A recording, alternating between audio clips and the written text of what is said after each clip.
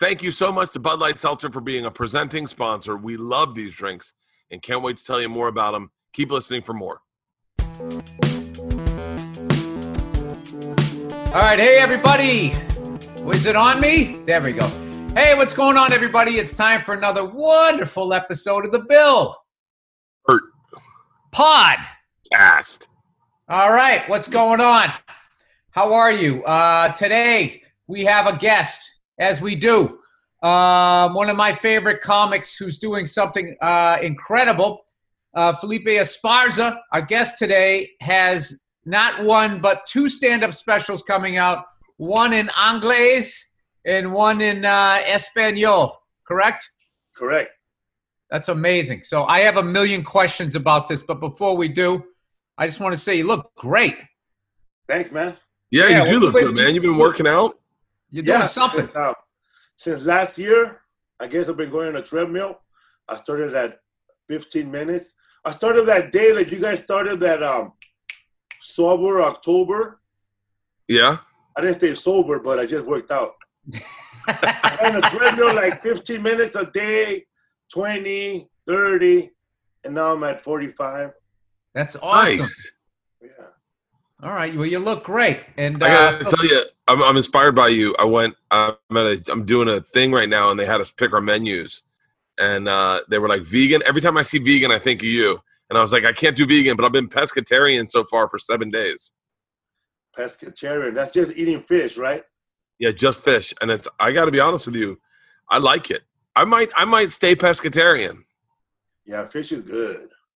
Dude. It is good. I don't know how many fish are left, so you might want to get on that diet soon or just eat the man-made salmon. Knowing Bert, he'll probably have his own little salmon farm in the valley somewhere. He will. You go out there. We'll have a fish farmer as a guest, and Bert will get in business with them. So I think both Bill and my first question is, Felipe, do you get paid twice? One in pesos and one in I didn't think of that. Man, I wish. When they offered me like the English one, I kind of suggested to do the Spanish one too. Really? Is that how this all came about? They asked me, how good is your Spanish? And I was like, I kind of lied. I said, it's good. And I could do that. But I have never done stand-up in Spanish. When they had approached me, I don't think I had like maybe 3 minutes. That's it. But I really had to work hard because I didn't know how to approach this. I didn't know how to translate the words because my Spanish. But you can speak it, right? Nah, I could lie. I know all the lingo like órale and cállate cabrón, pinche güey, no mames. I get away with it, man. I've been getting away with it for years. I go to the improv kitchen. ¿Cómo está mi gente? Me vale verga, güey. Estos pinches güeros me la pelan. And they're like, yeah, cabrón, cállate. But they're like on the back of their head, they know I'm a pocho, a guy that doesn't know how to speak Spanish that well. And a lot of my English words. What is a pocho mean? Someone who's just been Americanized, born here? Yeah, or came from Mexico real young and eats hamburgers, likes pizza. That's enough to get called a pocho? Yes, man. Like I'm cut in between because my Spanish is it's just only good enough to get like an extra corn from the corn man, or bribe my way into places where there's a lot of Mexicans inside. Well, how good is it now after you did the special? What did you do? Did you hang out with some people that spoke it? Did you go Rosetta Stone? That's the white guy way of doing it. That's what I do. I had a show at the Comedy Store, a Spanish show, and I didn't know that the Netflix people were going to show up to watch the show. And I had to do an hour, but it was only like my second time doing an hour, and it didn't go so well. And they were talking to my agent outside the improv. I'm sorry, outside the Comedy Store. And they were saying, I don't know if he's ready, man. I don't know. He kind of messed up a lot of words and then switched back to English. And then he was speaking Spanglish, a lot of words that don't even make any sense. And the crowd was laughing, but I don't think anybody in Latin America is going to understand what he's saying. So what did you have to do then? I had no idea. Mexico. You what? I had to go to Mexico. I went to San Diego to the Comedy Palace because there was a Mexican comedian, this woman, she had sold out 2 shows on a Sunday. And I was like, damn, the headliner on the main room had half a room. She sold out 2 shows in the back. So I asked her, like a young comic, I waited for her to show up to the club. I came out of my car. Hey, I'm Felipe Esparza. Can I do like 5 minutes? Can I open up for you? She said, sure, go ahead. Get off on time. So did she know who you were or no?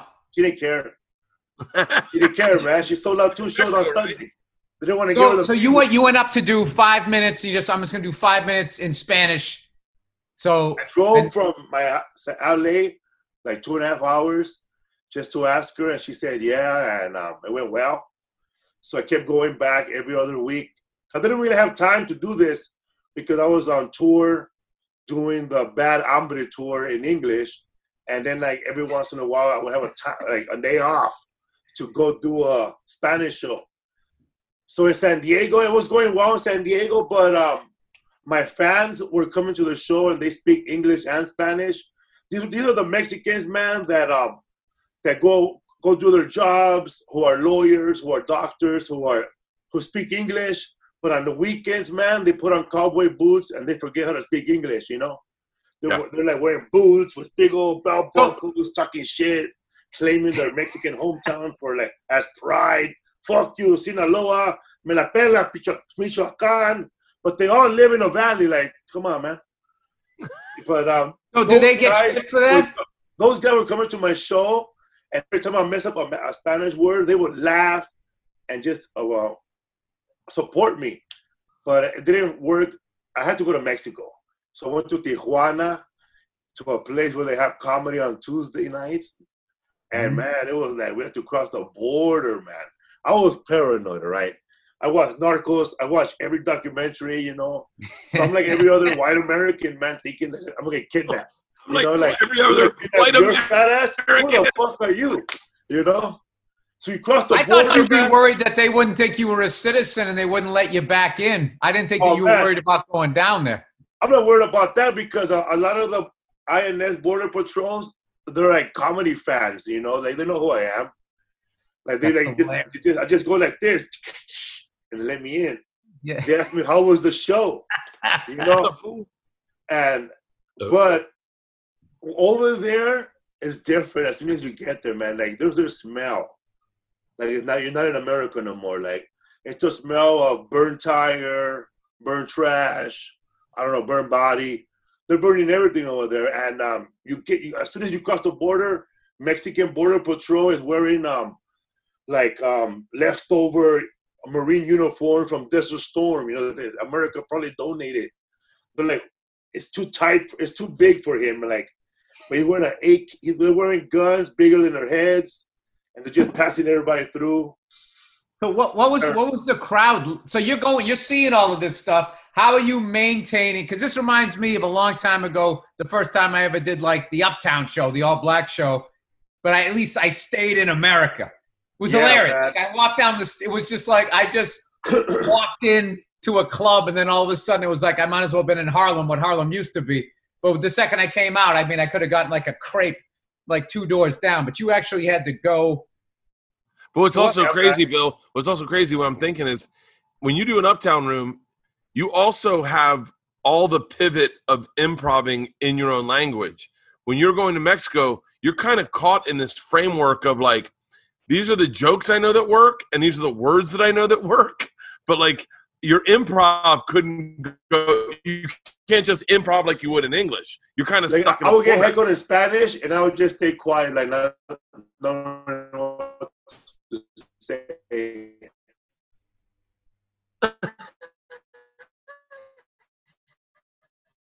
Oh my God! There was like a lot of Mexican comedians going up, and me and my friend Rodrigo Martin were the only Americans there. The crowd was. Did anyone know who you were? Yeah, there was a lot of half of the crowd were Mexicans that were deported from America. Oh, wow. They were all deported. Like they were all thugs, And it's funny, man. Like I got to know these guys by going there all year. Every cholo, every gangbanger, every guy that speaks English that gets deported and goes to Mexico, they work telemarketing, man. So if you have a problem with your phone, you're talking to an ex-MS-13 or a 18th Street gang member, and he's fucking trying to hold his composure. But he's like saying, "Orale, Holmes, you know, there's my brother who lived in Mexico. That's what he does. Other sells sword." I mean, funny, man. I made a bunch of deportees at my show.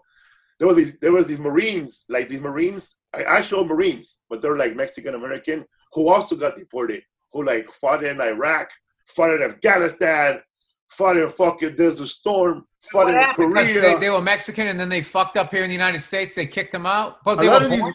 I know one of the guys was an old man who lived in Echo Park. He's like 74 years old. He goes by a gallon of milk. His name pops up, you know, red alert, red alert. And they found out that he never went back to process his green card because I guess he didn't keep up with it. So his green card has expired, 12 years ago, and he never went to go register to become a citizen. So, man, they fucking deported his ass. He's just an old man, no family over there. And they have a community in Tijuana where all the veterans from America who got deported live. So it's like a veteran community because they're like frowned upon by the Mexican troops and the Mexican police. So they got to live in this area where they could just protect each other, you know, and live amongst their own community until they fix their papers. So how they shit, man. You go over there, man. I don't know why human beings behave that way with each other, man. It's depressing. And every 4th of July, they put on their Marine outfits and they stand by the wall and they salute the flag, like San Diego. I wouldn't be doing that down there. But they're nuts, bro. You wouldn't believe how quick I would try to assimilate. I'd be putting tanner on. Me llamo Guillermo. Dyeing my beard black. I would do anything I could to not stick out like I do. You guys wouldn't have a problem, man. You just put in a Canelo shirt, and that's it, bro. You start Canelo shirt. Guillermo. Brr. Just call yourself Memo, because the nickname for Bill is Memo. Memo? Yeah, short for Guillermo. Memo. Yeah. Oh, Memo. Guillermo is okay, because I know Guillaume. That's in French. And Bert will be Bettine. Bettine? Bettine. B-E-T-I-N. Way cooler, huh? Bro, but Bert is the kind of guy that he'll stimulate in Tijuana, bro. By the end of the week, he'll be owning that place, bro. I mean, el mecánico, way. For real, bro, because he'll be over there hunting and shit, killing deer and this and all that. There's a lot of dudes like Bert who are Mexican, who look just like him, who live in Tijuana, bro. Really? They just talk differently, you know. They whistle after everything. Like, where you going? You going over there? No, I'm going over here. Dude, when I got to the show, the green room is above the kitchen. So it is fucking hot. It was like 130 degrees. The floor felt hot. I don't want to make fun of this club, but I went to go wash my hands. And I went to ask the manager what I turned on the water and in Spanish, prendí la agua y no agua. Anyway, I told him I turned on the water and sarcastically, no water. He goes, don't worry about it, mijo. You see that bucket right there? There's warm water right there. Just put your hand inside. So I have to wash my hands and then like water inside. Like, but I don't want to put my hands in water that everybody put their hands inside, man. So I just said, nah, man. I'm good. I should wash my hands with a bottle of water, man, like an American. Hey, so you keep going back to this club. This really fascinates me, the work that you put into this. Because like this is something I became obsessed with, was trying like challenging myself to try and get better. So, but I never dealt with going to another country, having to learn the language and all of that. So you started going down there, what'd you say, like once a week? I was going there like 3 times a month, every other week. And you just would you gradually do more and more time, stretching out your act? At what point did you feel like how long had you done it where you felt like, okay, I'm turning the corner, I feel comfortable? Could you handle a heckler if they came at you with, because I figured that they're speaking with an accent from wherever they're from down there, they got slang. Like at what point did you feel like did you ever get to that point, I guess? I think by the end of December, December 2019, that's been a year. I went over and I did an hour and a half, and then they didn't want me to get off. But by this time, I didn't know what I was saying. You know, I was doing my old act in Spanish. You know, trying to remember my old act in Spanish. But at that point, you felt you had command of the language, and if anybody heckled you, you could handle it. Yeah, I could handle it. You know, I would just have to do it like in a real Mexican accent. You know, because a lot of the comedians over there, they're in character. You know, so I would say like "chinga tu madre, way," you know, like that, or "pinche cara de mil golpes."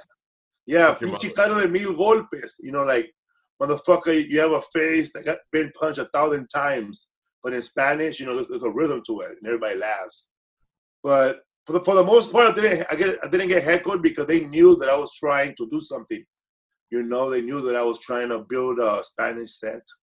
How like that must have been an incredible feeling that first time you did like enough to do a special in Spanish, man, and you killed. Man, I would have been like be high after that. When I was in Silmar, California, there's this little Mexican bar called Casa Torres. It's right by the 405 and San Fernando, like when you get to the freeway. And this is a big Mexican restaurant. Like, they have 3 tortilla makers. They have three banquet halls, and they have like they have mariachi shows most of the time. But some comedian named some guy started doing stand-up comedy there, but they started doing stand-up comedy in Spanish. So I went in there. I started doing like my own.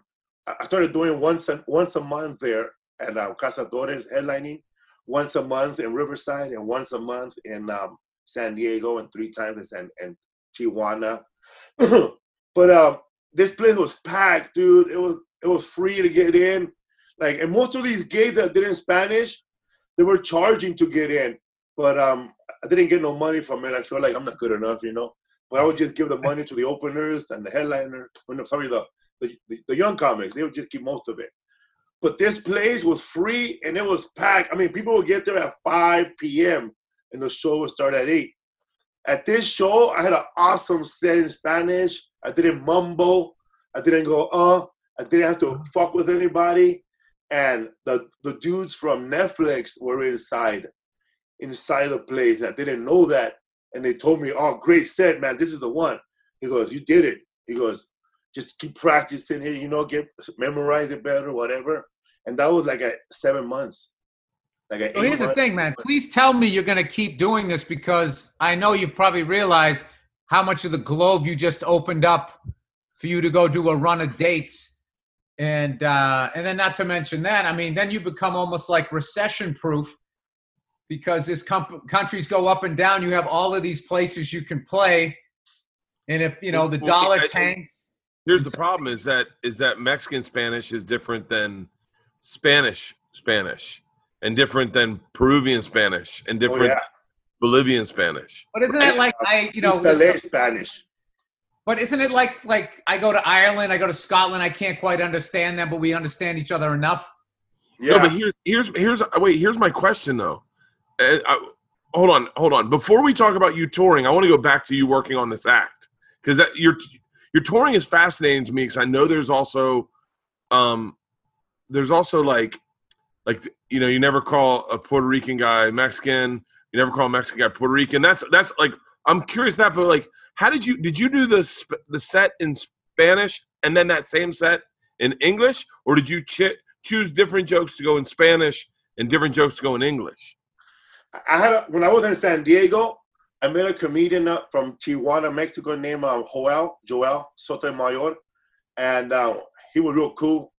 And he toured with me for 3 shows here in California, Fresno, Visalia, and he transcribed my whole set, and he wrote it down in Spanish for me. And from there, I would just take a look at it and try to like make it in my tone, in my flavor. But there were some jokes that just did not work in Spanish. And I wrote a couple of jokes in Spanish also that didn't work in English. So the Spanish set is 10 minutes different from the English set.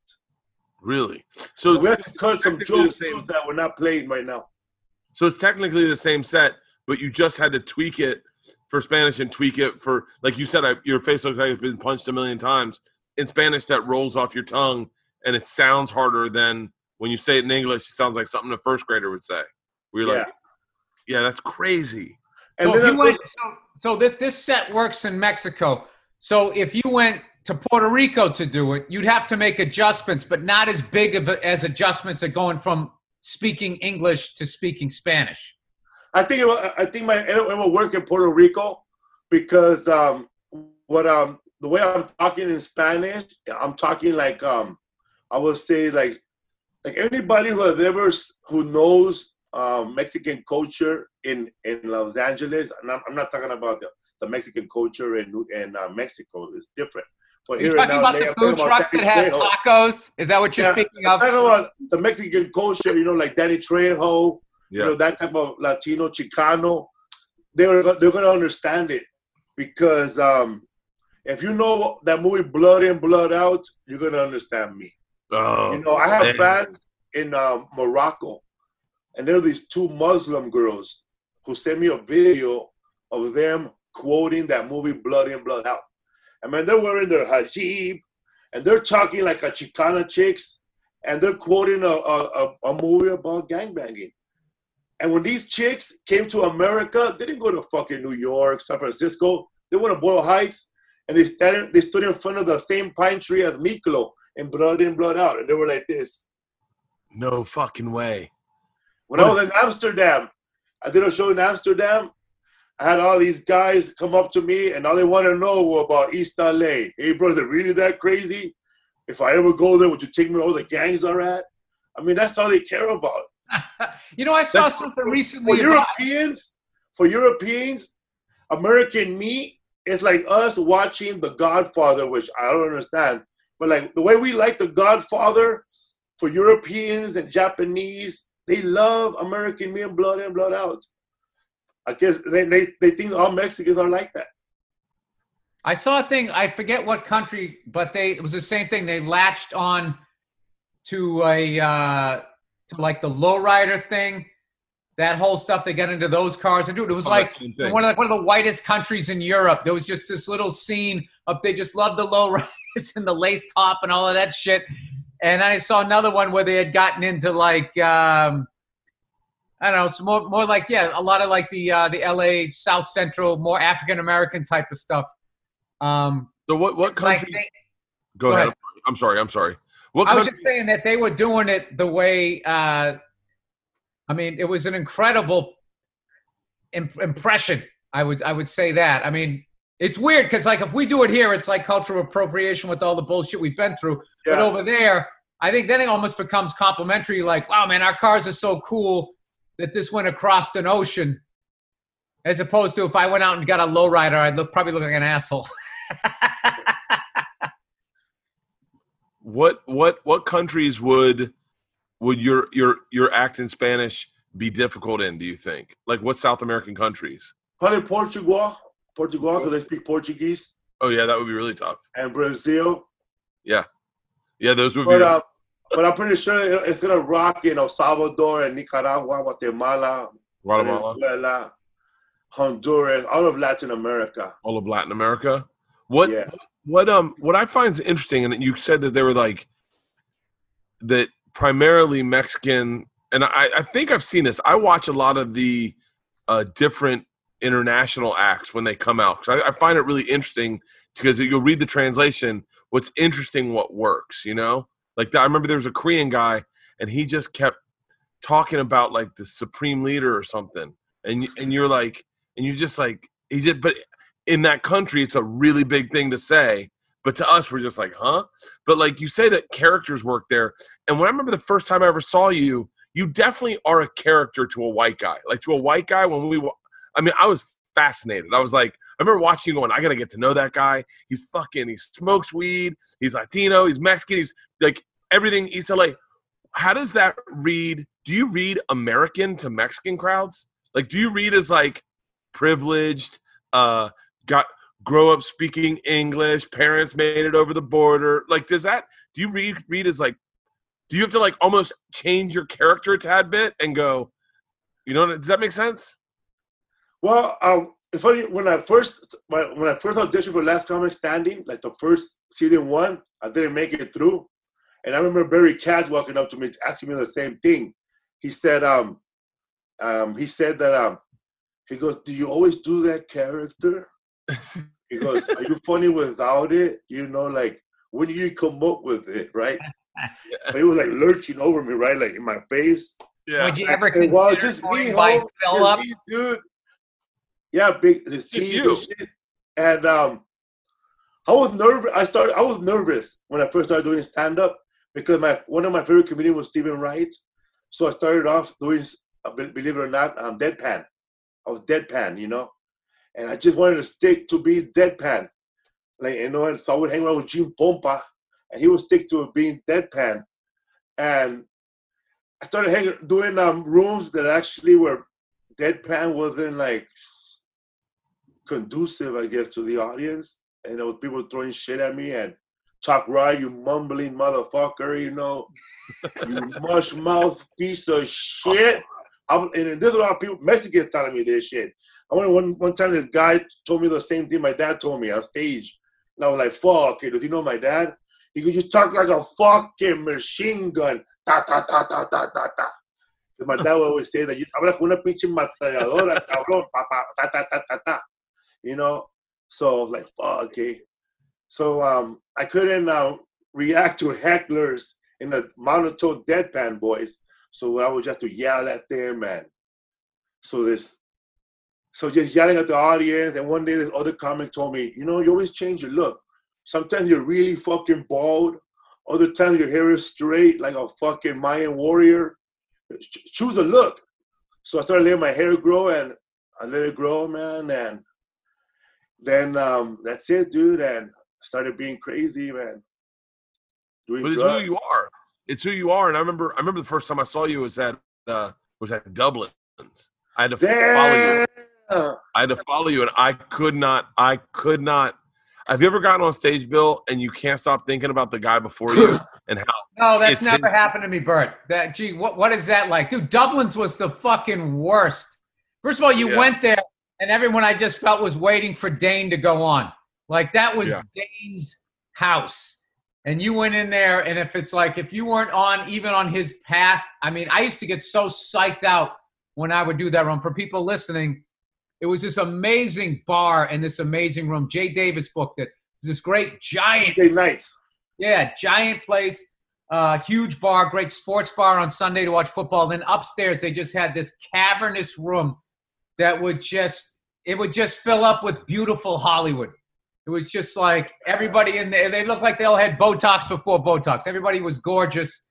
And I don't know. I always felt Britney Spears, Justin Timberlake, NSYNC, Backstreet Boys, Vince Vaughn, Jon Favreau. I mean, I remember looking around and being like, this is young Hollywood. DMX will be in there too. Who? DMX, I saw him inside too, hanging out. Yeah, really? I did not feel. And then a lot of biker gangs will be there too on Monday nights. It got scary at that place after a while. Yeah, what's going on with that? The place now is, I don't even know what it is. It still exists, but it doesn't really have a sign on it or anything. I don't know. It's weird. But anyway, so you saw him, Bert. I just sidetracked this, of course, because that's what I do. You were just saying you used to see him at Dublin's? No. You had to follow me at Dublin. You just acted like some kid, like, don't call on me in class. You just like, No. I don't know. I had to follow McDublin's, and I remember going. Sometimes when you find this is obviously a compliment. When you, as a comic, when you hear a very original, authentic voice, you get. I get wrapped up in it, and I get on stage, and I want to say to the audience, "Hey, I saw what you saw too. Like, I'm also in the same boat you're in, but now I got to perform, and I can't stop thinking about him either. I'm watching him walk out of the room also. I want to stop and go, that was amazing, man. How long you been doing it? Like, I watched you were leaving, and everyone was like, tap you on the shoulder, and I was just like, my name's Bert. I know you're thinking hot sexy name. Do you do porn? And everyone's like, you're not like him. I love watching you do stand-up. You're one of the few guys who also you can put a clip online, and the clip is as good as watching you on stage. Like, you're just phenomenal. But I don't know where this was other than to tell you. But when the Mexicans in Mexico, my internet is unstable. When the Mexicans in Mexico see you, do they see you as an American Mexican? Oh, yeah. Mexican American. And do they see you as like an American? They see me as an ocho, a guy who's from Mexico, a guy who's from America. Once I started doing my Spanish, they knew when I messed up a word, and I started noticing the joke now work. Not bombing. And like, oh shit, I'm bombing in Spanish finally. This is not gonna go good. And like I was not getting the words right. I was saying the words. I was speaking backwards. I was speaking English, but saying it in Spanish. If you don't understand what I'm saying, like we all speak a certain way, verbs, adjectives in English, but I was saying that in Spanish, backwards. Like if I was like, for example, in Spanish, I would say we got robbed is nos robaron, N-O-S. But I kept saying los because I'm used to saying los robaron, right? And that shit's wrong, man. But when they corrected me the first time, I sounded like an American, man, being corrected. Like, that's not how you say guacamole, But I just said, well, that's the way I said it, like I sound like a white guy. That's how I say it, eh? I've been saying like this forever, and I'm going to stick to it. And they said, no, motherfucker, you're going to be saying it wrong, and nobody's going to understand you once you leave Mexico. Nobody in Uruguay is going to know what the fuck you're saying. I'll suggest you say it this way. And I said, all right, I'll say it that way. But my mouth does not allow me to say it that way. My mind, everything, the way I think is hard. And he goes, well, you got to say it this way. I get what that, because the few things that I've ever done trying to learn another language, I know like in English, we'll say like whatever, the red pencil. And they always say the pencil red. Like they'll say what the fuck it is and then describe it. So so you were translating that way. That way. And then they did. So then immediately they were like, all right, this guy, if they didn't already figure it out, they were like, this guy. They figured it out right away, man. They were like, did you address it? I mean, I would figure out how to say it in Spanish. Like, all right, yeah, I am. I'm fucking whatever that word is, meaning I'm from America. And it's great. Decided to come down here and slum it. No. Another word I couldn't pronunciate. There's no word for it. I had a word. I just took it off. Cock blocking. There's no word in Spanish for cock blocking. Like somebody could walk in there and take your chick and go be with her. There's no word for it. I guess they kill each other, I guess. So I kept making, I made up a word. I guess they just have a shootout outside, in the OK Corral, but there's no word for cock blocking. And then I said, soy bloqueador de gallo, which is the correct translation, But it doesn't rhyme. So it didn't work. Then I finally said, espantapitos, which is scared dick away, which didn't work. So I just said, forget about it, man. This joke's not fucking funny anyways. It's not gonna work. I think Bert froze up on us here. I would think that you could have actually done material. You could still do material on stuff like that. Because if you know how to say that in Spanish, that's funny that they don't have cock blocking because you guys just go out and kill each other. Like, all you have to do is say in America, we got a thing called the cock block. And then you're trying to get laid and they fuck this shit up. And I notice you guys don't have it down here. So you guys must just Bill, then you turn into that. Then you turn to that hack American that goes over to England and is like, so you call your fanny pack a fanny pack? That's funny. That means pussy here. You know, like. Yes. But here's the thing, Bert. We all have to do that when you get over there until you get the lay of the land. Then you can let that shit go. But you got to do it. But hey, you girls are red over here. They're gray in my country. That was me the first time I was in London. Yeah, every transplant. I thought you were gonna say that. Like, we don't. I can be bigger here. I remember an American doing a joke about the cigarettes. I think they're called fags in England. Yeah. That was a joke. He said the American guy kept saying, we smoke them over in America too, something like that. But the word was of course the word cock blocker didn't work. But when I said bloqueador de pollos, that joke would work in Spain because cock, to suck a cock in Spain, you say, yo me chupo un pollo, which means I suck a chicken. But that's the way you say it in Spain, like it's the country of Spain. I saw a movie once where this woman said, tengo muchos años que me chupo un buen pollo. And I'm like, and the bottom it says, it's been a long time since I sucked a cock. And I said, okay.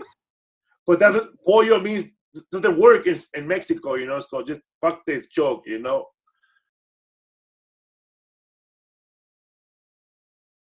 This podcast is brought to you by Bud Light Seltzer, which is unquestionably good with their new flavors. Their new flavors are here, Bill. Try to guess what 3 flavors you'd like to have. Maybe whiskey flavored. More alcohol in it. I don't know. Mango, peach, blueberry. Grapefruit, pineapple, and cranberry. What a genius decision. What a genius decision to add cranberry to this lineup. Because one of my favorite drinks in the world is a little bit of vodka, seltzer, and cranberry. It's a great, great refreshing drink. The Cape Cod where I'm from. It's so funny. Whoever has cranberry on them, and you always pour too much cranberry, but this one is absolutely fantastic. These 3 great new flavors are available in the new Remix VP starting this September. Refreshing seltzer with natural ingredients, and what I love about these is there's only 100 calories in each with less than 1 gram of sugar. And you know why they have that, Bill? Because people like to get fucked up and stay in shape?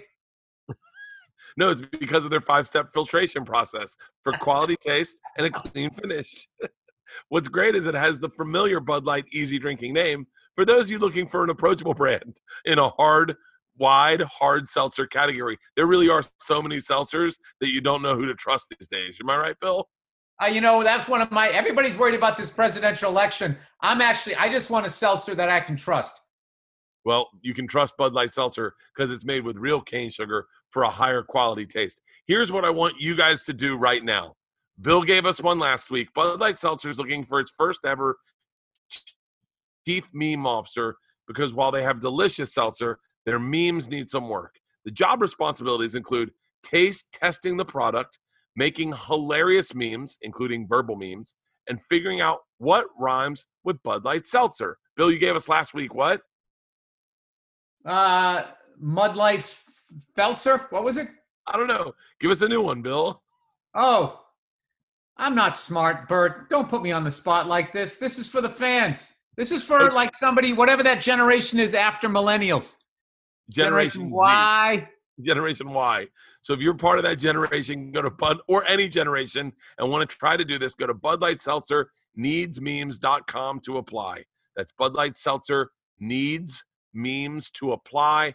Get it delivered right to your door if you want, or you can just find a retailer near you at budlight.com/Bill Bert, or you can just pick it up at your local grocery store, convenience store, liquor store. Unquestionably good Bud Light Seltzer. I'm calling it right now. A guy from the greatest generation is going to win it because the seltzer will rhyme with some guy that he killed in Italy during World War II. That's my prediction. Bingo. I'm on it. I called it. Awesome. That was a really great podcast. I could have done that. Yeah, that was fun. I never heard him long form like that. He had me going. Awesome. He looks like fucking John Belushi the first season of like SNL. Like he looks all like just wild, dangerous. Like, what's this guy gonna say? And then he gets up there and he's this total chill, like he was saying, like this storyteller. I never noticed that about him, but there's no, you just settle the fuck in. Yeah, yeah. And then when he tells the story, you're like, oh, well, there's that wild dude. Like, imagine him on PCP biting your fucking ear off. Dude, he never once lulled, like lulled. Like there was every story just took off. Hey, how about just real quick? How about Gaffigan going fucking off the? Because there's too many chickens in the street, and it would be really confusing. Too many chickens, dog. No roosters. I love that you were just preparing for this special, and you saw this woman say this vile thing, and then you're sitting there as a comic going, I can use that. I'm going to try that next week down in Tijuana, see how that flies. Man. That's amazing, man. This is actually, I don't know, it's inspiring me to work on my, I can't do anything to that level, but like now that we've talked a little bit about that, your special is called Bad Decisions. So it sounds to me, obviously, like as usual, what I love about your style, you're a storyteller and you talk about your life. Is that essentially what people can expect? Yes. What got me on this path was when I was on Bert Kreischer's podcast, and we shared some stories there, and then I was on the Champs with Moshe Castro and Neil Brennan. And I remember being on his podcast saying, Neil Brennan said, well, you got like around 5 movies in 1 hour of stories. And then when I was on Jay Larson and Ryan Stickler, their podcast, I shared like some of those stories that are in my act on Bad Decisions. And I never thought that I could make these fucked up, sad ass stories funny. You know, dude, that one where you had a green light on you, as you said, like it was sort of open season on you. I forget how I just ended with you whipping this guy with a belt in the street. Oh yeah, I was just going like that is that's a story I could see making its way late night on and worked out at the Comedy Store. Yeah, man. I don't. Yeah, that guy was trying to kill me. He was choking me to death, and there was no other way to get away from him, you know, and he's a pretty strong guy. I was on PCP. You know, you've been on PCP, right, Bert? No. Yeah. Yeah, and we're I sort bit of his ear off, man. I bit like this part of his ear off. It started bleeding everywhere, crying like a little bitch. You know, time out. If you bite somebody's ear off, they ought to be able to, you know, they got to make what I'm only saying that because sound you're supposed to make.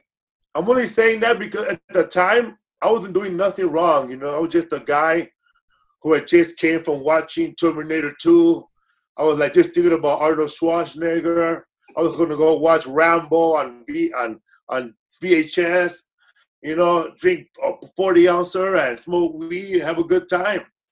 And then this guy out of nowhere starts picking on me for no reason. And man, I didn't just go see the Terminator, Bert and Bill. I was dressed like Arnold Schwarzenegger to the movie. I was wearing my black army issued steel-toe boots. I had my jeans on. I had my white T-shirt. I had my fake leather jacket on. I fucking love Arnold Schwarzenegger, man. So on the way home, even some street shit. This guy just picked on you coming out of the movies, and next thing you know, he's missing half his fucking ear, and you got blood all over your shirt. Like, how wouldn't you take that to a comedy club? I was afraid that this guy is still alive somewhere, waiting his moment, you know. But I don't know. That sounds like a left turn in a Tarantino movie. I mean, I don't know. Hey, this is a weird question.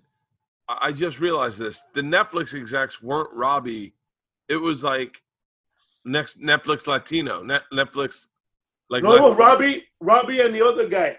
Robbie the guy from Montreal, right? Yeah. Robbie, the guy that used to be backstage at the Montreal Festival. Yeah, it was Robbie. And there was a guy in charge of the Latino International. I think he spoke to Tom Segura too. Yeah. I think Segura's doing one in Spanish. Yeah, and then the fucking pandemic started, bro. I was lucky, bro. I shot mine the weekend that Kobe Bryant passed away with his daughter and the rest of the people in the helicopter. That weekend happened, and I had to shoot on Tuesday and Wednesday, I think. Man, people came in wearing Lakers jerseys, real sad, and we had to put them in the back because you can't wear Lakers jerseys. And they were like, the first show was like, we had a bunch of openers go up, and the crowd was still kind of sad, you know, but we got them going by the second show. Where did you tape this special? At the Observatory Theater in Santa Ana, the original Galaxy Theater from back in the days. And wow, that was awkward.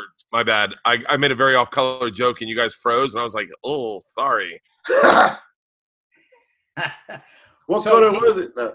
So you taped on 2 different nights, and did you do 1 English, 1 Spanish both nights, or 2 English, 2 Spanish? 2 English, 2 Spanish. We fixed the setup for the Spanish.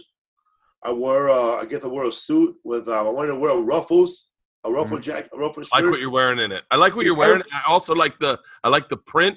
Like I don't know if you guys are like this, but I get really obsessed about the choices comics make. I like the print on your special. It's really cool. It's really cool looking. I like the poster, and I love what you wear. I love the location. I watched the trailer today. It looks really beautiful.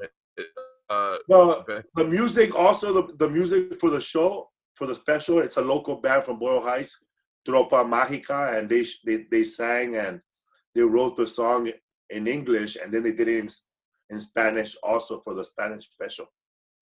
And then my wife, she helped edit it, and we wrote the subtitles, so the subtitles could be on point to what I'm saying, because sometimes when you watch Narcos, you see the Spanish subtitle doesn't match nothing. The English subtitle never matches what they're saying. Really? So yeah, man. Why is that? I don't know, man, because they have a guy who went to college, you know, translating everything. They should have somebody from the streets.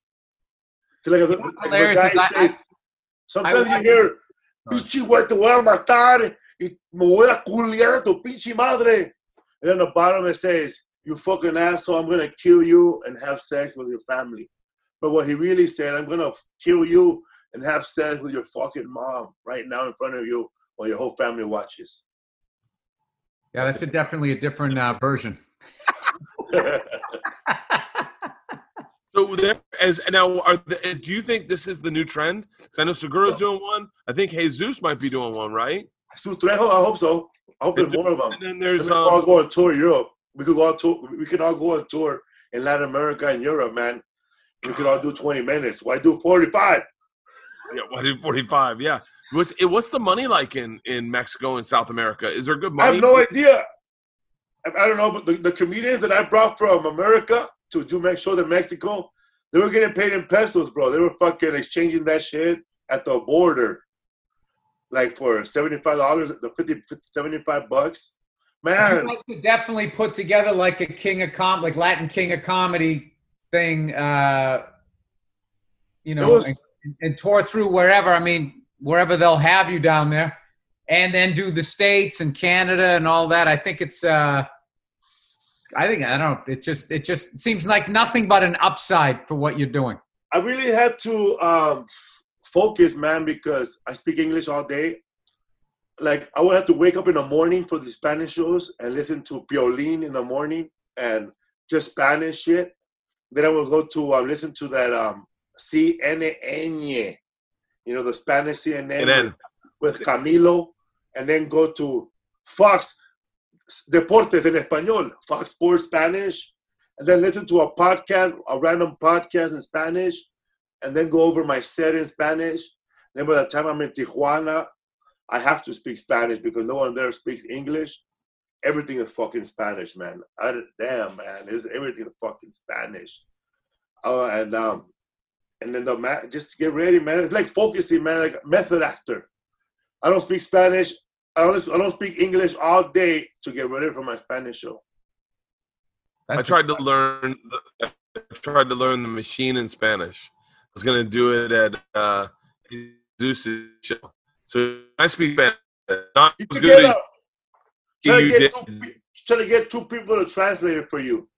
Get a Jesus Trejo, and then get another guy with a different style of comedy, so you can have two versions of what you're saying. Because I heard the story. More, andaba en un pinche tren yo solo, andaba con los estudiantes de mi colegio de Florida, y andaba, yo soy el pinche máquina, y entraron unos pinches ruscos, cabrones de la KGB, y me dijeron, ¿eres la máquina? Yo soy la máquina, ¡hey! ¡Esta es la pinche máquina! Y después estamos robando a todos, cambien la pinche cosa, you know what I mean? You gotta say it, bro, like you're there, dog. Like you gotta be animated, bro. Like the first time I did an urban show. I fucking bombed. Like you wouldn't believe, bro. They should have. They were calling. I swear to God, bro. But they were introducing me by the second show. Give it up for incoming. You know, black comedians don't fuck around, bro. Give it up for incoming. You know what I mean? Boom. Get out the way. So they told me this. If you're going to say you're going to walk to the store, don't just say you're going to walk to the store. Black people don't just walk to the store. You got to say who you saw on the way to the store. Did you skip? Did you walk? Did you fucking moonwalk to the store? What color, what street was it? Was there a bird shitting on a fucking clothesline? Mention that shit. Was there a Mexican selling fruit? You're going to talk about Paco on the way to the store, or you're going to lose the audience because they don't know who the fuck you are. Yeah. So you got to paint them a picture, Bert, when you're doing it in Spanish. That reminded me of Reservoir Dogs. And if some nasty motherfucker sprayed diarrhea all over the bowl. Yeah, man, exactly like that. For real, I used to have a joke that I said that I used to bring in girls to my house and have sex with them, and my brother was sleeping upstairs on a bunk bed. So I would have to make love to her like a prison inmate. I gotta cover her mouth shut the fuck up, you know? But when I would do that joke in the urban audience, it would look like he's doing a sodomizing a man joke, you know, a prison joke. So they told me, Felipe, you gotta talk about what happened on the way to your house. So I would say, yeah, man. So I bring this bitch to my house, right? So I'm walking in my house. I walk over my dad. You know, I get to my room. My brother's sleeping upstairs with his wife and baby. You know, you gotta keep the motherfuckers entertained, dog. They're not like American audience where you tell a joke and they want a next joke. When you do it in Spanish, you gotta tell them what fucking what side the train was coming from. What are the fucking school colors? You know what I mean? What year in college it was? What did that Russian guy smell like? What was his demeanor? Or you gotta keep the fuckers entertained, dog. Spanish audience, you'll lose you, bro.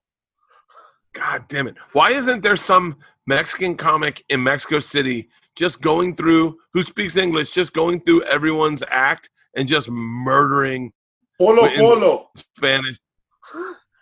I don't want to say his name. It's a guy. I don't want to say his name. Is the guy doing that? That's great. Paul Rodriguez told me that he went to Mexico and he did his act, and then somebody came up to him and told him, "Hey, bro, how come you're doing Polo's act?" And Polo is a known comic in Mexico, like original stand-up comic. All his fucking stories are dirty and they're filthy. And I guess he had borrowed some Paul Rodriguez jokes, according to Paul Rodriguez. That's crazy. He did it the same way, and when he was doing them, Paul Rodriguez said he even did my voice like it was like my voice was a character now. Bert, you know what would be unbelievable? Like, you know, I've done shows in like Switzerland and Finland. Some guy could go up in front of me and already do my act, and I wouldn't even know it. Then I'd come out there and they'd be like, "This guy's doing the same fucking shit." Big disappointment. He came out and stole from the opener after we just saw him. These fucking Americans. No wonder they're so dumb. Tony Woods. Go ahead. There's an international comic named Paul Ogata. You know him. He's a Chinese comedian, And he went to do a show in China in English, headline the Comedy Store in China and Hong Kong and whatever, right? He goes back over there. His whole act is being done by 3 comics in Chinese and Taiwanese. And they're killing it with it. Oh, man. Tony Woods called me. Tony Woods called me and he goes, it's like the middle of the night, and he's like, Bert, I'm in Australia. I said, yeah. And he goes, some motherfucker's doing our Tracy Morgan story. I said, what? He goes, there's a guy, because Tony Woods, the Tracy Morgan story, Tony Woods was with me that night. And so it's me, it's me and Tony's story, because it happened to both of us. It's from whatever perspective you hear it from. And he goes, I'm in Australia, and there's some motherfucker doing our Tracy Morgan story. And he goes, and he's using Tracy Morgan's name. Wow. International thievery in comedy is a genius idea. Why are we supporting this? Because I think right now at this low level, Bert, it's funny. Funny, yeah. It's funny because it's just something funny about it. I don't know. It's just crazy that some guy in Poland's doing my act, right? It's because it's money we can't get. Yeah. Well, until you go there. You go, like in Mexico, if you dress up like a clown or like a cholo or any type, like a woman, dressing up like a woman is still big over there, and being a comedian, a straight man dressed like a woman and performing a stand-up act is not frowned upon, it's normal. And a lot of the jokes are old mama jokes that we've heard, vaudeville jokes. Like, here's a joke. They might say the alphabet backwards, out of the old joke or whatever, and they're like, whatever, or backwards, as you say. Yeah, they do a lot of vaudeville, old school jokes, A lot of Milton Berle stuff. A lot of play on words. Oh, really? Oh, yeah. I know what you mean. It's weird, though, but that's kind of like the evolution of comedy. But you would think that they saw, like, American cinema or whatever. But we were talking about, I think I talked to you about this, Bert. We were just talking about how, like, comedy, why you have to keep going to the comedy clubs, because the young comics keep you young. Just by being around them, your act is going to stay, in 2020 will be in 2020. And it's just like music, where if you take 5-6 years off, which is usually enough time for music to change, like comedy changes enough where you're a little sluggish up there. And if you go longer than that, like back in the day when I used to see guys who had sitcoms that made it into like syndication, and they just sort of stopped doing their act because there was so much money to be made. When they came back to the clubs, it was like they were playing like hair metal or disco, and everybody had moved on to whatever, mumble rap, whatever's going on right now, So I think that maybe because stand-up, for whatever reason, it's so fucked up that stand-up, I know it started here, but it's just so weird that a lot of comedy is early on in so many of these countries where people are going through so much shit that there's more comedy there, I feel. The more you're struggling, there's more comedy. Maybe it's because of oppressive leadership. They don't want people up there shitting on them or whatever. Like when you're talking about that Korean guy, talking about the supreme ruler. He's not talking about a higher power. He's talking about the dictator, right? Or am I crazy? I think so, yeah. I forget the guy's act, but it was like there was a phrase that he kept saying over and over again that was like hot, because I Googled it because I didn't get it. And they're like, no, you cannot say what he's saying is like, he's the edgiest motherfucker in Korea.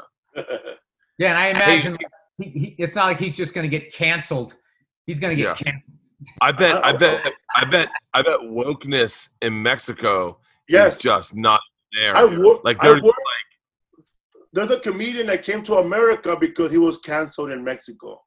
Platanito, the guy, the clown, El Platanito, because there was some church, some school burned down, right? Because of bad wiring, and they used cheap equipment for that school. Like everything for that school was done cheap. They cut every corner, and the comedian made like a reference to like a play on words like KFC. He said, "Yeah, they smell like Kentucky Fried Children," like they said that they smell like KFC, something like that when they burn. But But he got canceled for that. He didn't just get booed. yeah, On the they went viral in Mexico. But his joke was really calling attention to the point that these kids burned down and nobody really gives a hell about it because we're focusing on something else. But it looked more like he didn't give a shit about the kids burning, and he's making a joke about it. But he was calling attention to the fact that the school was built real cheap, but nobody got that point. So they canceled him, and he had to go work in the United States. What about Can you say like maricon and like is it so you can call people gay and be like, so this maricon's walking down the street and I'm like, hey, chinga y pollo, and he's like, hey, oh, he's like, oh, I'm so gay. And you can still do that? This does it on television. He was doing it on television Monday through Friday. Bro, I was on his show and we had to make people laugh, okay? They had a glass of milk, and they had to spit the milk out if you made them laugh. I tried to make him laugh. He goes up there just like a clown. They say that women breathe from two places, the mouth and from down here. Because sometimes when I put my hand down there, she goes, and he did that shit on television, and that girl spit out her milk. He won. And then there was another joke where LeBron James. Make me laugh, Bert. It's making me laugh, but with milk in the mouth. That's fucking genius. Oh, that's how you know this is different. This is different. We got milk. There's milk in the mouth. There was another joke. LeBron James had a finger up his nose, right? And we had to say something funny about it, right? Because LeBron James had a finger up his nose playing basketball. I said a joke, they got a laugh. This other girl said a joke, they got a laugh. The host of the show said, hey, what do my sisters smell like? But he said it in Spanish. Hey, ¿cómo apesta tu pinche hermana, güey? Say that his finger, what do my sisters smell like? And everybody's dying, bro. He got away with a fucking pussy. So what about like Asian people? Are there people making jokes about Asian people or black people or like? Not really. In Mexico, they make fun of Native Americans, like. Really? Like the Native Americans that are in Mexico, like Oaxaca and those little Indios, they're really derogatory jokes about them. And I gotta lie to you, man, my mom, whenever our house was dirty, like whenever she came home from somewhere, she would say, "Parece casa de pinche indios aquí." Like pretty much yelling, this fucking house looks like a fucking Native American's house. It is fucking filthy. And she would say that on a regular basis. But then I would look at her, man, my grandfather is Native American. You know, he was dancing with fucking beads on his fucking feet in Mexico, selling cheese door to door. Hey, any comics down in Mexico do topical stuff about politics or some of the drug cartels? Or you just stay away from that shit? Ooh. Man, I don't know. No, I don't know that many Mexican comedians. Just the ones I met who are like, not. They're like they don't have TV credits. But I never. Plus, when I first saw a Mexican comedian, it was this one guy. I don't know his name right now, but he wears glasses. And he has really straight, long hair, and he wears a striped shirt. He looks like Nirvana. Oh, Rodrigo Martinez. I don't know his name. He had like 3 specials. Jorge or fuck, I can't think of his name right now. But Jorge Valdez. Huh? Jorge Martinez? No, his name is I don't know his name, but he has long hair. He's very popular. I'm just guessing Mexican names. He sells out shows here in America.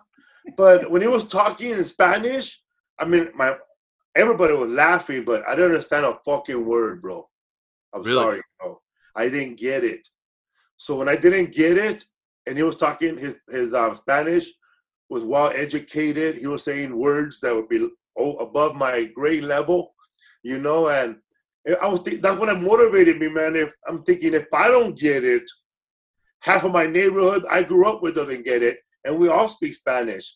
So I said, you know what? I got to do a fucking Spanish special for the motherfuckers who don't get this shit. Yeah, it's like when I was in Scotland with Patrice, we watched a bunch of Irish comics and like British comics. And Patrice would just sit there with that look on his face like, any wordplay, he'd be like, "What the fuck?" There's this guy Ed Burns. This guy Ed Burns. Patrice hit me on the leg. Guy's very, very funny. Ed Burns, very funny. Patrice goes, "He's about to tell the biggest joke in England right now," and I go, "Okay," and he goes, "I want you to watch me not get it."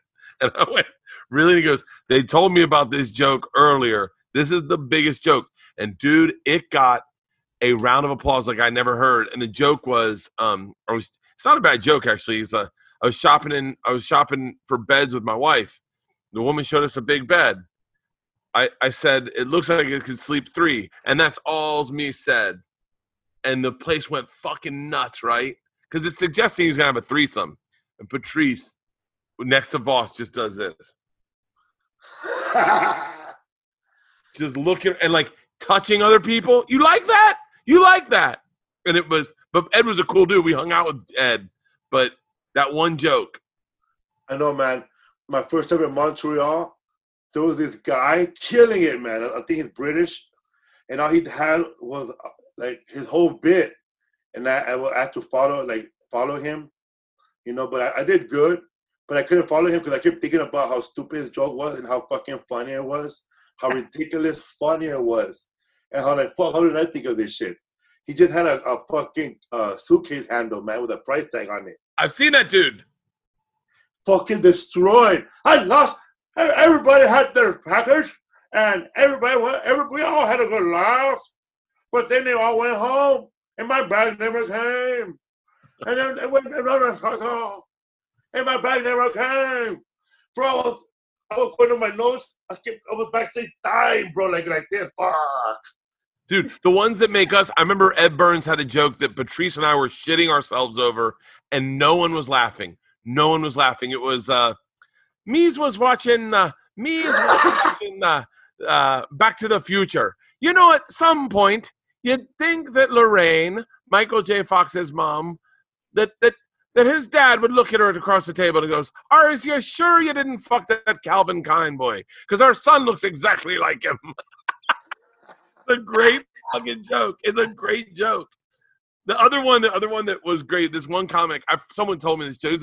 There's so many great British comics. There really are so many great British comics. Guy goes, I walked into the movie Schindler's List about 5 minutes late. I looked at my friend and I said, "What did the Jews do to Hitler?" Dude, I saw this. There's a Canadian comedian. His name is Stuart. I know you do not. Stuart Francis. And this brother Joe, he goes, "Stupid Joe, so fucking funny." He goes, "You never know how far a frisbee is till it hits you." And he goes, I remember the first time my dad took me fishing.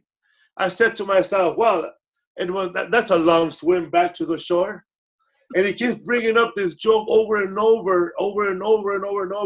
Finally, at the end, he goes, I went out on a first date. My dad took us. My date couldn't swim. And then he kept going over and over. Like his dad takes some trick-or-treating, Halloween. He said Snoopy costumes are heavy when they're wet. That kind of shit. Oh, that's what I like. Also, that Jason Rouse guy with the teeth. Jason Rouse is great. Yeah, that suck dick joke. God damn, bro. Is that? That's what I'd love to speak Spanish. I'd love to go down to Mexico City and watch comedy. Like it would be fascinating for me to see it. They already know who you two guys are.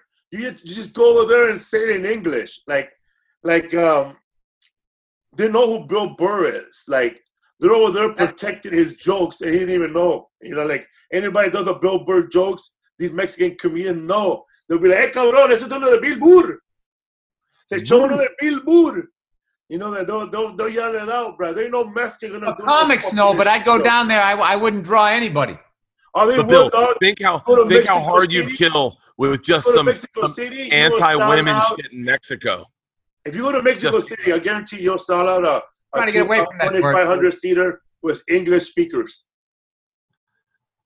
I mean, listen, I've been wanting to go to Mexico City because I'm a Formula One fan, and they have this racetrack that goes through an old minor league baseball park, and you can sit in some of the grandstands. It's like a chicane where you go through, and I've just been wanting to do that. If I can actually, and then every rock band that I'm a fan of, when they play Mexico City, you can just tell the experience they had, or just all of Latin America. Because I've seen AC/DC in South America, and I just, compared to like the vibe here in LA where everybody's so over everything, like it must feel like a matinee gig to them compared to remember when Guns N' Roses went down to Mexico City on the first time on this past tour. I just was looking at all their tweets, and they're all just kind of like, wow. Like, we've had crowds into our shit. That was a completely different level. So there is something. I find it so interesting. I mean, and I know that this is probably not as accurate as I think, but to do comedy for everyone that is the same, looks alike, and is the same ethnicity, you know, that like, imagine doing comedy in Korea if you're Korean. It's from that Bill. It's from that book, Flyboys, is where only Japanese people. Because you have so many. If you go into cities, you're kind of going to get a mixed bag. Yeah, but it's fascinating.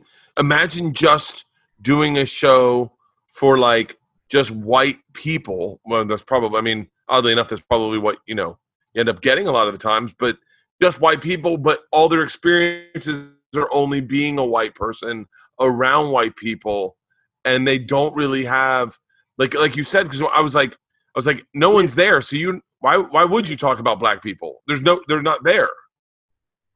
What's missing though, Bert, is just because everybody's all Mexican and all Korean, they don't have the same experience. So there's going to be the same subsets of type A, type B, conservative, liberal, born with money, born not with money, had money, lost it. Fucking hit the lottery. There's going to be, a mechanic, a doctor. There's going to be all that different type of shit. That's what I learned when I went in and I started doing the Uptown rooms. When I first went in there, it was total culture shock. I was just like, this is a room full of Patrice, right? Patrice, if he never left his neighborhood. And then after doing them for like 6 months to a year, I started seeing people going, oh, that guy's like Bert. Or that guy reminds me of my brother. You start to see people, which is a great thing. That's another great reason to do it, is rather than seeing, a room full of whatever, you actually see individuals. And then within that, you see people like, okay, this guy's doing this person's doing that woman's doing this. Like, that would happen. But when you first go in, I think it would just be like, it was an all Mexican group. I thought he was really interested in my point. He just froze up. I get it. It's just like, man, when I was I got the opportunity to tour with Mike Epps and Ricky Smiley, Earthquake, and those are three of the big and Bruce comics. DC Curry, and man, I never in my life had to go.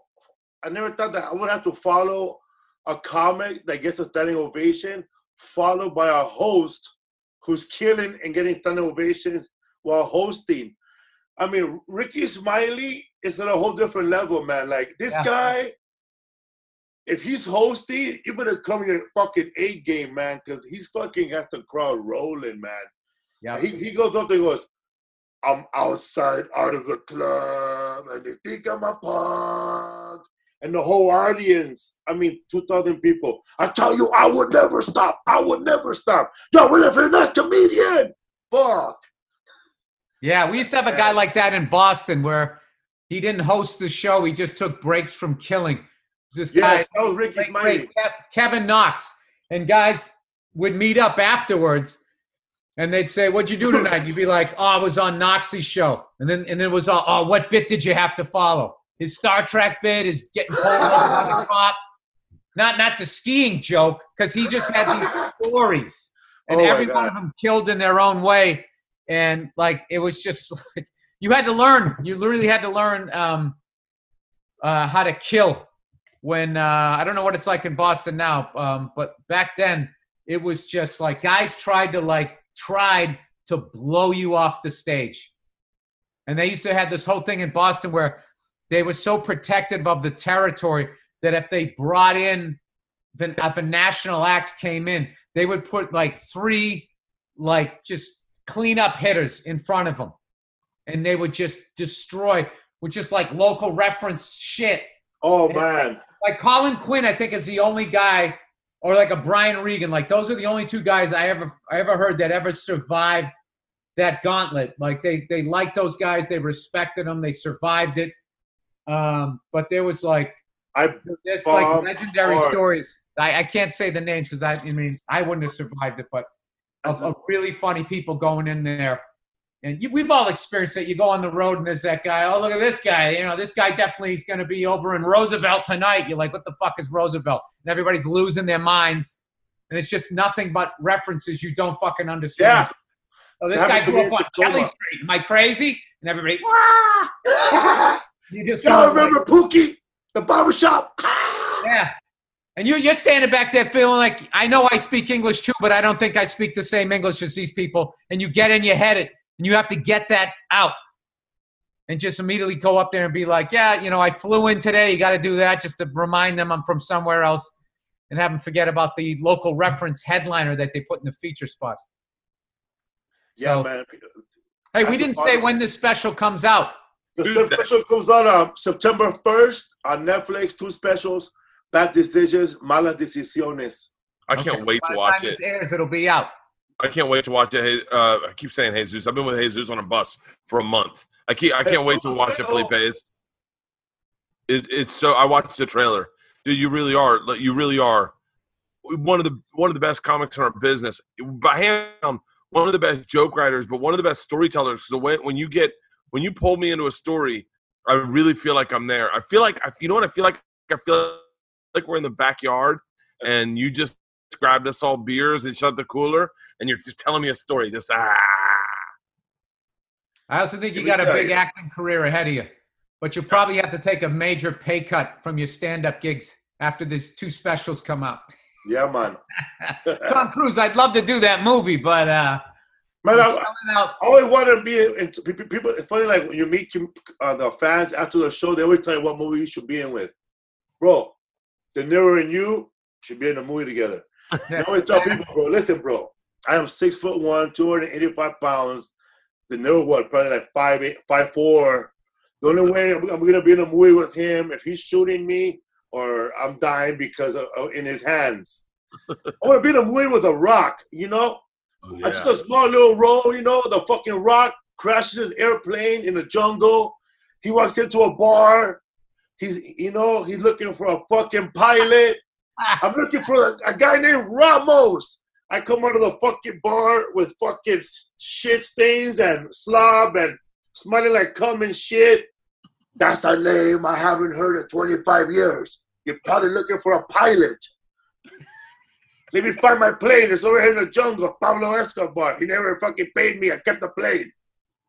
You know, something like that, man. I'm just in for like 5 minutes, out, get my check, get my fucking craft service, and go home. All right, I got one for you. You know what scene I want to do in a movie? I want to be that dude getting chased down the alley by the cops, and you get to the chain link fence, and you get halfway up, and then they grab you, and you get to be like, yeah, and they pull you down, and then fucking handcuff you, and be a little fucking ratting people out. I know my scene. At some point, I got to overturn a trash can too as they're chasing me. I want to be in a mansion in the hills, smoking crack while 3 guys sit on a couch trying to buy coke from me with an Asian guy throwing fireworks. Yeah. Hell yeah, that's fucking boogie nights. Hey, Ricky Springfield, he's a friend of mine. What's up, babies? Oh, God. And having like live UFC fights in your living room. You should do it. Random guy. Bill, I got the next show. You ready? The next show. I got it. All Things Comedy, new television show. We'll just put it online. Fuck it. We'll do it online. It's called Scene Stealers. And it's comics getting to recreate their favorite scenes in a movie that they get to star in. So we get to pick it's almost like we make our perfect acting reel so that casting directors can see us in what we think we can do. Now, do you do it verbatim or do you switch it up? Verbatim, right? I think you do it verbatim, but I'm never going to be able to remember lines. So I'll add things to I'll make my character more interesting. I want to show them what I can bring to it. Did you ever see Sean Patton, Paul Verzi, and Giannis Pappas did the Billy Bat scene but they did it as comedians. No. Oh, yeah, and the guy playing Billy Bats. Yeah, I knew this guy when he's doing open mics. And Verzi's going like, hey, I don't know if you heard, I don't do open mics anymore. I don't do open mics anymore. It was like the Goodfellas scene. A good one, eh? Yeah, it was and the way they shot it, it's fucking incredible. So I had to throw that out there before we start pitching. You should have two comedians. You think I stole your joke? You think I stole your joke? You think I stole your joke? You laughing at me? You laughing at me? No, they did a whole series, and I was going to do one where I was going to be the bald dude in Top Gun. And basically, remember, you two characters are going to Top Gun. Basically, the headliner somehow couldn't make the gig. So it'd be like, you two middle acts are going to close the club. That's not bad. Anyway, I think we're getting up against it here. We got to read some advertising. Felipe, I am so fucking happy this is happening for you. I'm so psyched that you got this in before the coronavirus and all this shit. You really are one of the best guys out there. And, and as a person, dude, you're all right. Yeah. You're playing with your titties and the accordion. What is it called? Bad decisions. How do you say it in Spanish? Malas decisiones. Malas is already out by the time this airs. Tuesday, September 1st. This Netflix. guy, if you don't know about him, you got to get to know this guy. This guy, he's amazing. So, Felipe, thank you so much for coming on, and I hope this takes you to bigger and better things. Thank you for having me, Bill and Bert. Thank you for everything you guys do. All things comedy, providing a place for us to do our shit without getting ripped off, and always being a nice guy with me and everybody else, man.